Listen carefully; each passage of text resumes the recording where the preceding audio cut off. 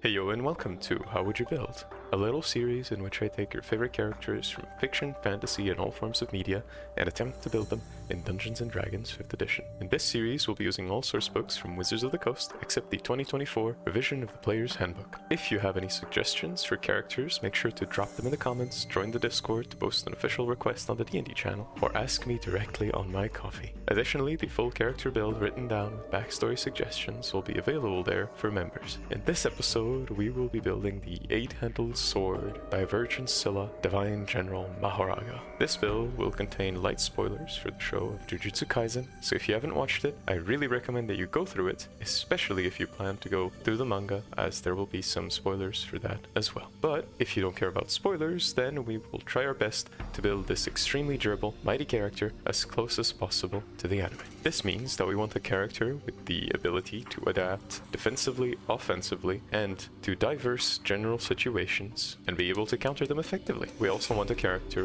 who can throw hefty attacks and be able to survive most of what is thrown back at them. They will need to have a weapon called the Sword of Extermination, which will have the ability to remove spirits instantaneously and have positive energy to deal damage. Additionally, we want them to be able to destroy a slew of magical effects by adapting to their properties, and we also want them to be able to protect allies that they select to be very close to them. Additionally, and finally, we will also want them to be able to make someone bear the burden of adaptation, so that our version of Mahoraga can get stronger with a lot more safety.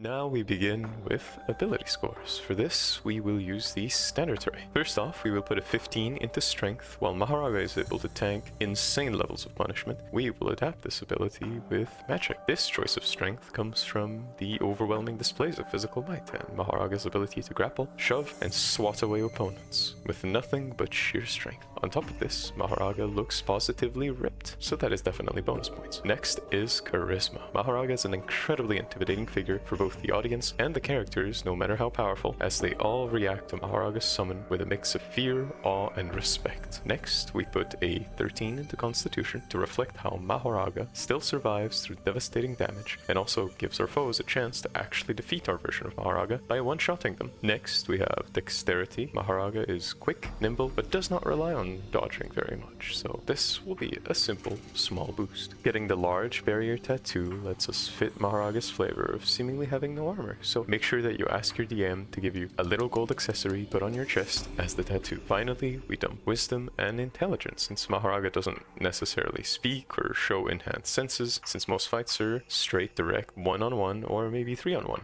combats. Our class levels will also fix this lower Wisdom saving throw to resist powerful domains like Infinite Void as we adapt to it. For Mahoraga's race, we could totally go with Goliath for settings where extraplanar races are not allowed, or if you want to make Mahoraga start off as more of a humanoid who eventually becomes the eldritch, horror, biblically accurate angel-looking thing that we see in the show. We, on the other hand, will lean more heavily into that, and we will go Asimov. This will grant us 2 ability score increases, which we will put into Charisma and Strength. Additionally, we get Celestial Resistance, giving us resistance in radiant and necrotic damage. This makes sense because Mahoraga is very likely to sense cursed energy and positive energy, and so would be able to defend against those effectively. Additionally, we also get Dark Vision, so darkness does not necessarily need active adaptation. Healing Hands to give us an extra boost to heal ourselves. Light Bearer to make the great wheel floating above Mahoraga's head glow a warm heavenly light. And finally, at 3rd level, we will obtain Celestial Revelation, and we will choose Radiant Soul. This transformation gives Mahoraga their signature look. Instead of wings coming from your character's back, we will reflavor them as coming out of their eyes. Since they are spectral, our vision will not be impaired, while our enemies reel at the eldritch sight of a true celestial. Additionally, we will choose Aasimar specifically because Mahoraga has ties to Buddhism and the similarly named godly counterparts. Additionally, Mahoraga is also referred to as the Divine General, with their 8-handled wheel representing harmony in a perfect cycle, along with several other references to angels and higher planes that lend nicely to this choice of race. For Mahoraga's background, we could totally go with noble, maybe haunted one, or perhaps even folk hero. The reason for those backgrounds comes from a very popular and well-founded theory on Reddit. This theory implies that Mahoraga is one of the 3 Onryo of Japan, namely Taira no Masakado, a Japanese samurai who led a rebellion against the government of the time. He was ruthless in his conquests and appreciated by the peasants of his time. The idea behind this boast is that his daughter, another mythological figure in Japan, did to him what Yuta did to Rika when she died, thus turning him into a Shikigami she incorporated into her technique of summoning Shikigami from shadows. Following this theory, this background of ours allows us to start as a courtly individual with knowledge of processes of nobility and aristocracy. We will call it a divine general. This grants us proficiency into persuasion and insight, and proficiency into land and water vehicles, as would befit a noble who is used to courtly life and riding on horseback from an early age. For equipment, we will get it from the courtier background. We obtain a simple set of fine clothes. This will be our signature black hakama, and 5 gold pieces to get our version of Mahoraga started off into adventuring. For the feature, we will also obtain court functionary. This allows us to appease nobles and aristocrats on conquests, or in the case of failure for requests. Being able to adapt to these situations in these unfamiliar formal places will work very well and allow for a lot of leeway when faced with foes as fearsome as nobles. If your setting has little use for any of these proficiencies, feel free to focus on the rustic hospitality to lean more into the peasants that you will meet instead of the nobles who will be largely absent. For the purposes of this build, we can also assume that you will either go down the living path or the Shikigami path, leaving it up to your DM to orchestrate your resurrection by a loved one, or your building of strength as a newly reborn curse, or Shikigami. Decision is up to you.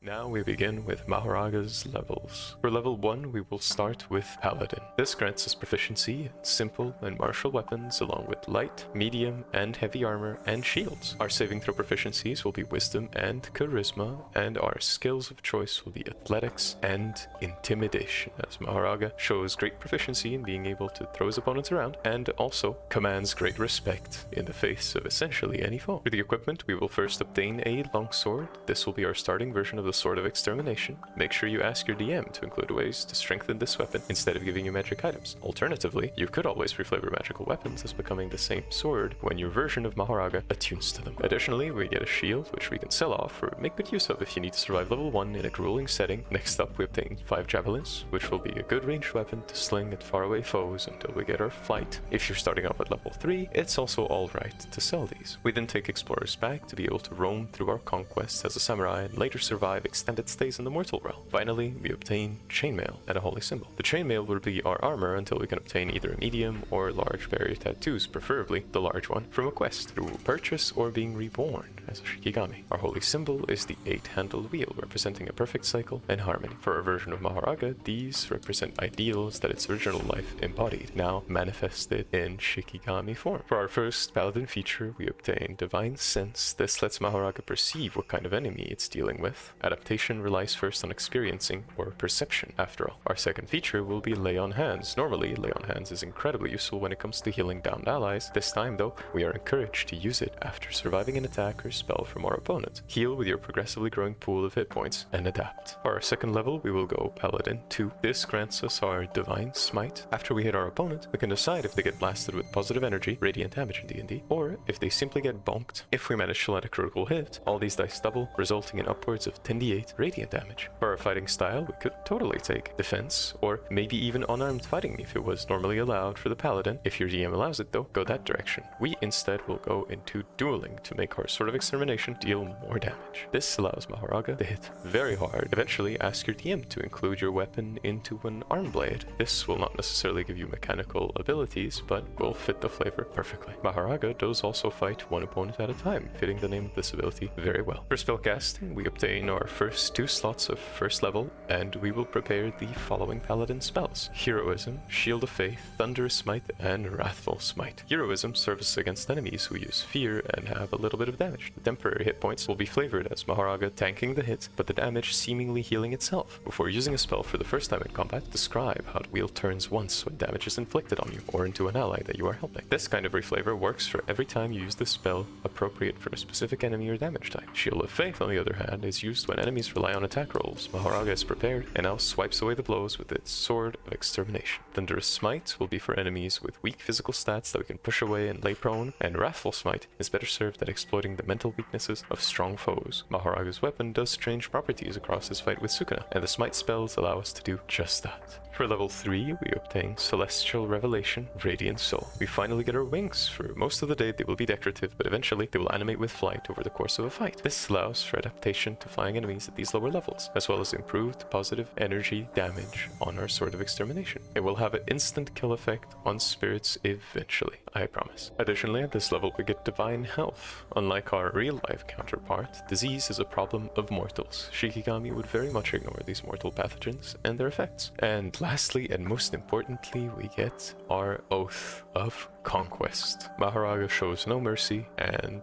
conquers his foes with any and all strategies available, just like his real-life counterpart. For oath spells, we will obtain Armor of Agathis, which will allow Mahoraga to adapt to being surrounded by weak foes, as we retaliate to their many blows that would otherwise unbalance a weaker opponent. Command will allow us to blast away a foe with a strong gust of wind, using the flee option, otherwise the spell does not serve us in any other way. For Channel Divinity options, we obtain Conquering Presence. Once per short rest at the start of a tough battle, you can use your action on this Channel Divinity and a bonus action on Celestial Revelation. This can be flavored as the spawning ritual for Mahoraga, inflicting great fear on foes around us, while unveiling our true, biblically accurate angel-like form. Make sure that you ask the caster who serves as your connection to summon your true self the same way Megumi does for extra flavor. Next up, we have Guided Strike. A pesky 6-size, limitless user has just cast a shield spell to stop you hitting their already ridiculous AC. Well, adapt to it. The second time that you try to hit them, add a +10 to your attack if you miss. Bonus points if you apply Smite, and Divine Smite to blast through their mortal body, or even chop off an arm if your table allows those rules. For spellcasting, we also get another slot of first level. At 4th level of Paladin, we obtain an ability score increase, which we will spend on the feat Resilient Constitution. Mahoraga can tank absolutely brutal damage, including Sukuna's complete domain expansion. Since I have built Sukuna before, I know it will be a Constitution saving throw to resist the endless slashing. Thus, this feat serves the dual purpose of keeping concentration even harder and eventually ignoring Sukuna's domain. Our health also increases from bumping our constitution. For spellcasting, we can prepare one more spell, and we will prepare Protection from Evil and Good. When facing off against curses and Shikigami, this allows the Great Wheel to spin once more, and suddenly their worst effects, like possession, are nullified and their attacks have become much weaker. For level 5, we obtain Extra Attack. More bonks means we can start blasting through foes faster, but this also means that in the case of a Thunderous Smite, we can then follow up with a Grapple to keep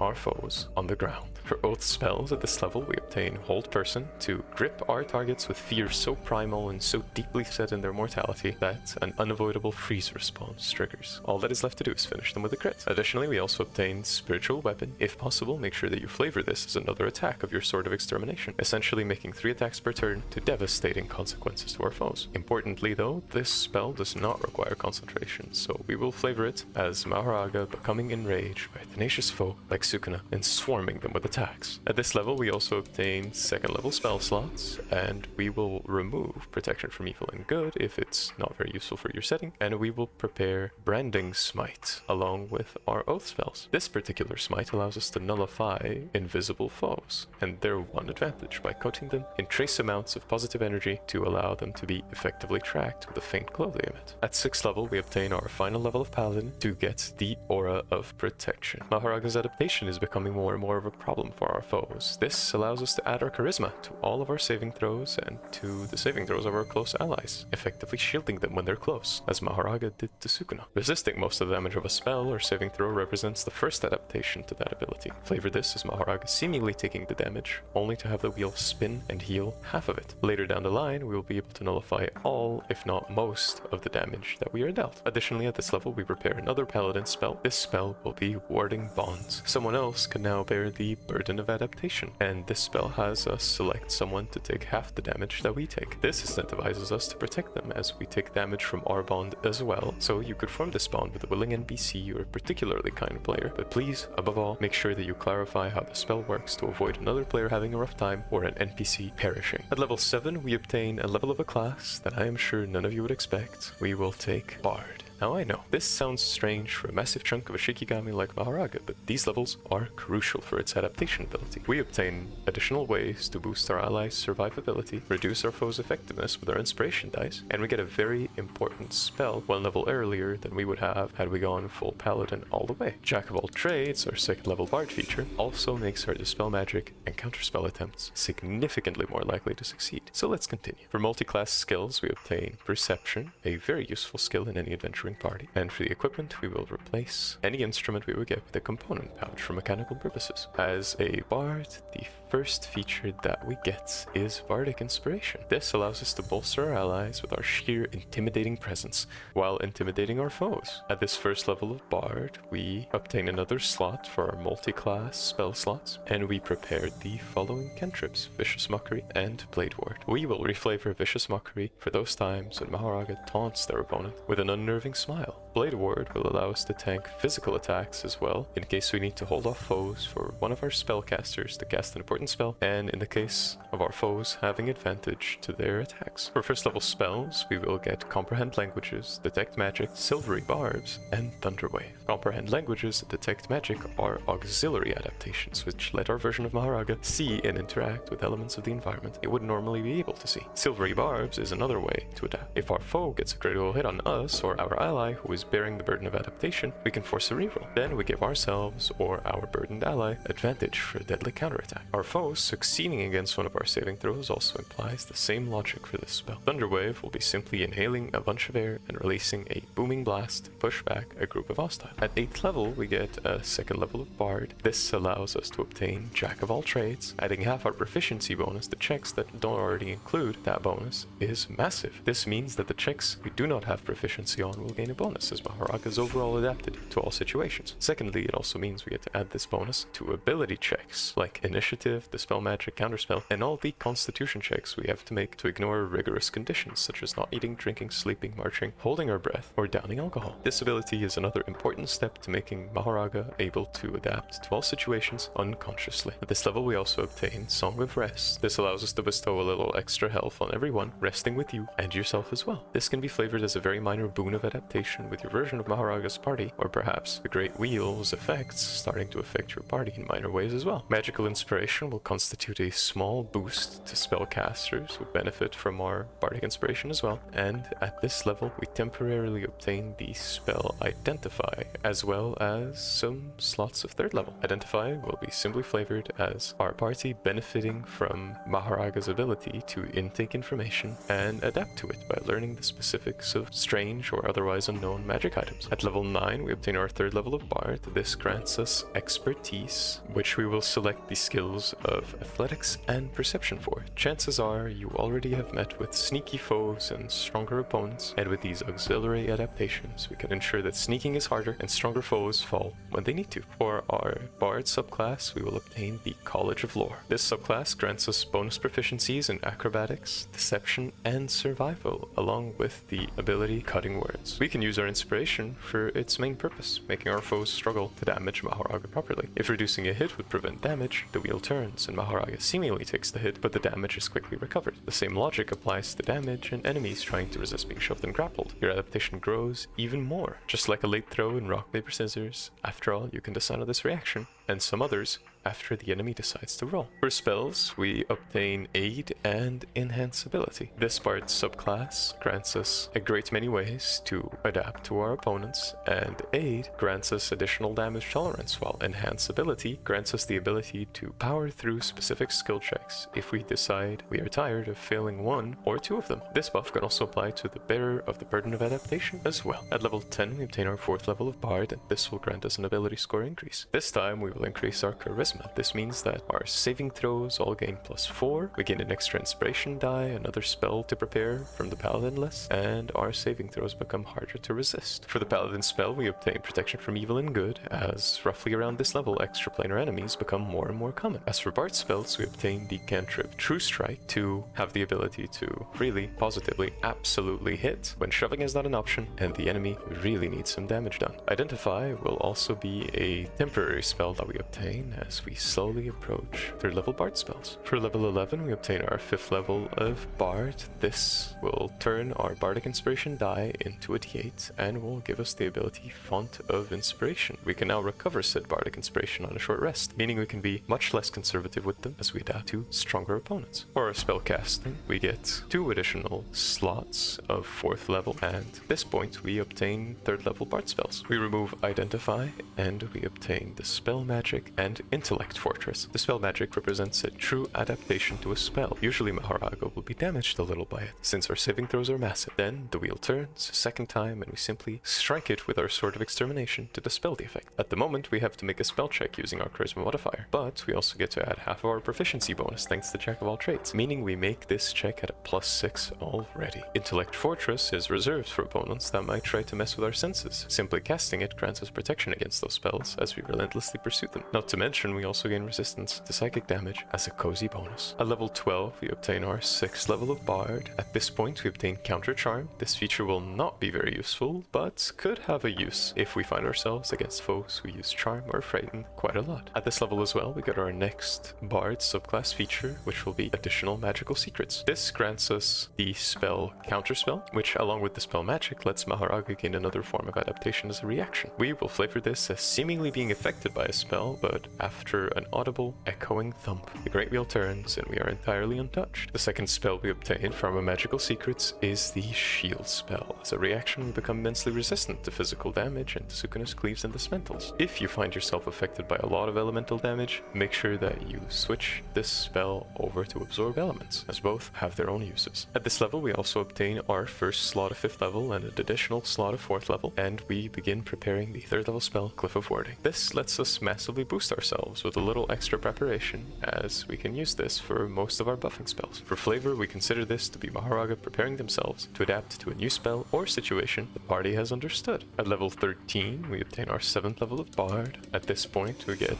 2 slots of 5th level, and we can prepare a 4th level spell. This spell will be Freedom of Movement. Most restraints will not affect Mahoraga, not even paralysis, as this is another level of auxiliary and sometimes defensive adaptation depending on what kind of enemy we find ourselves fighting. With our multi-class spell slots, we can even store it in 2 glyphs for later use. Make sure you ask your DM if you can carry glyphs around in a bag of holding, or if you have to set them down and create a trap of sorts. For 14th level, we obtain our 8th level of Bard, at which point we get an ability score increase. This will get our charisma up to 20 with an additional +2. Our adaptation is reaching its pinnacle. We now have +5 to all of our saving throws, 5 inspiration dice, another paladin spell to prepare, and even higher saving throws. Speaking of spells, we obtain 1 slot of 6th level, and at this point we prepare Searing Smite and a temporary Identify. Identify will be prepared again to quickly go through all the magic items that we have accumulated, and Searing Smite will be for enemies particularly weak to fire, as we now adapt another response against them. Level 15, we obtain our 9th level of Bard, and this grants us a D8 for our Song of Rest. A small improvement, but a welcome one nonetheless. We also start preparing 5th level spells as a Bard. We will remove Identify, and we begin preparing Greater Restoration and Hold Monster. With access to Greater Restoration, we can effectively adapt to any and all large number of debuffs. Additionally, we can also store this in a Glyph of Warding, should your version of Mahoraga not adapt to something quickly and, for example, get petrified. Place it somewhere important and allow one of your allies of your choosing to trigger it on you. Hold Monster represents Mahoraga's sheer power, affecting even the most powerful and terrifying foes. It could also be flavored as a melee grab with immense pressure. At level 16, we obtain our 10th level of Bard, at which point our Bardic Inspiration dice improves to a D10. This very much means that plenty of attacks will not hit, and some saves on our allies might very well pass. Additionally, we also gain expertise on Intimidation and Survival. At this level, it means we have a +15 on Intimidation and a +13 on Athletics as well, making Mahoraga a force to be reckoned with. Additionally, and importantly, we obtain Magical Secrets. For these 2 spells, the first one we get is Circle of Power. Finally, we obtain Mahoraga's adaptation to sorcery and techniques. Specifically, advantage on all saving throws against magic, along with taking no damage if we succeed, is huge, considering our powerful saving throws from our levels in Paladin. Make sure to flavor this spell as looking like the Great Wheel gains a divine, almost ethereal form as Mahoraga takes the full brunt of damage, only to have the wheel turn and the damage done vanish instantly. You can also end up protecting your allies even further than you already do with your aura. The second spell we obtain is the spell Evil and Good. As an action, you charge yourself with divine energy, and Mahoraga can make 1 attack. If that attack connects, and our foe is an extra planar entity, they are immediately sent back to their home dimension, vanishing to never return. For spellcasting, we obtain a slot of 7th level, and we can now add those 2 spells that we just mentioned into our list, along with the message spell, serving as an adaptation for environments where loud vocal speaking is not possible and stealth is required. At level 17, we obtain our 11th level of Bard, at which point we can now prepare 6th level spells. We will get the spell True Seeing. No more illusions, darkness, transformations, or even ethereal beings can get past our version of Mahoraga. If this spell is too cumbersome to cast, feel free to set it in a glyph of warding and leave it for a rainy day or a particularly tough, invisible, or shape-changing enemy. At level 18, we obtain our 12th level of Bard, and this concludes our ability score increases with the Tough feat. Even more hit points means our hard-hitting, resilient Mahoraga is becoming a reality. Additionally, you could also consider the Lucky feat if you really want to lean into the late throw of rock, paper, scissors as an ability. For spellcasting, we obtain a slot of 8th level, and our spellcasting remains unchanged. At level 19, we obtain a 13th level of Bard. This makes our Song of Rest become a D10, which can be very important for full casters with a D6 on hit die, so this is good. For spellcasting, we also start preparing 7th level Bard spells, and at this point we get Etherealness. A foe is trying to escape your grasp by becoming ethereal. The Great Wheel turns, and you can now chase them down into the depths of the ethereal border with Etherealness. Make sure that you also use this for scouting to keep enemies from seeing you or even detecting you in any way, shape, or form. And finally, at level 20, we obtain our 14th level of Bard. At this point, we get the ability Peerless Skill. If you do not pull through with the spell magic or counter spell, we have another late throw in rock, paper, scissors, and add our Bardic Inspiration number to that check. At this point, we have +8 to that check, so adding a +5 on average to that roll is huge, and most certainly cements our Jujutsu countering abilities. For magical secrets, we get the spell Disintegrate. This will allow us to adapt to barriers like Wall of Force and break them with a single strike of our Sword of Extermination, effectively turning anything a little too sturdy into dust with sheer power. Second spell we obtain is Primordial Ward from the Druid spell list. Elemental damage is nothing to be worried about now, so make sure you store these in glyphs of warding in case you find yourself attacked with lots of elemental damage during a fight. This effectively means that you can hold concentration on Circle of Power while having multiple Primordial Wards active at the same time. Casting multiples of these spells means that you can use a reaction to gain immunity to a big spell, making the Great Wheel turn, then that spell ends and you are back to resistance to all elemental damage with another fresh reaction ready to gain immunity. This of course also works on elemental damage that does not come from spells, making you incredibly versatile in your ability to adapt to any situation. Thus, we have achieved our final Mahoraga with a response to most situations and tremendous power to back it up. At this level, we also get our slot of 9th level, but we do not prepare any additional spells, as this concludes our final level for Mahoraga.